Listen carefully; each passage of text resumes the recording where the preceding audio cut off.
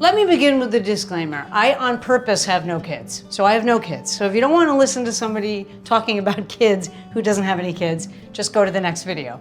I do feel that if your kid eats nothing but microwaved organic food or stuff that was made in a store, you're missing an opportunity to commune with them and show them what food is and where it comes from so that they understand that food comes from you, that you're giving them nurturing food. Kids really enjoy getting involved in the cooking process, which is probably a complete pain in the ass if you have to do it 7 days a week.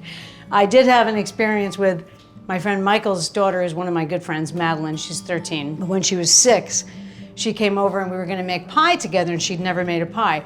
So we started making the pie, we made the crust, we started the filling, we did this, and it's like 1 o'clock, 2 o'clock, 3 o'clock, 4 o'clock, 5 o'clock, 6 o'clock.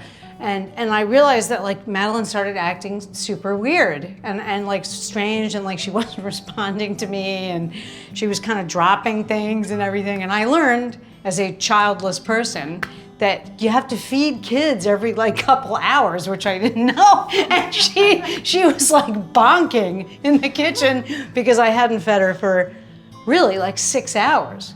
And then we went out and got Japanese food, which was hilarious. She has a great palate, that kid, also. But anyway, so here are my 2 rules. Kids need to be fed around every 2 hours. And number 2, try to cook with them. They love it. And also it shows them that food comes from the home and it begins the entertaining thing, and it's the beginning of dinner party tonighting your child, which is a good lesson, said the childless lady. So if you don't want to listen to somebody talking about kids who doesn't have any kids, just go to the next video.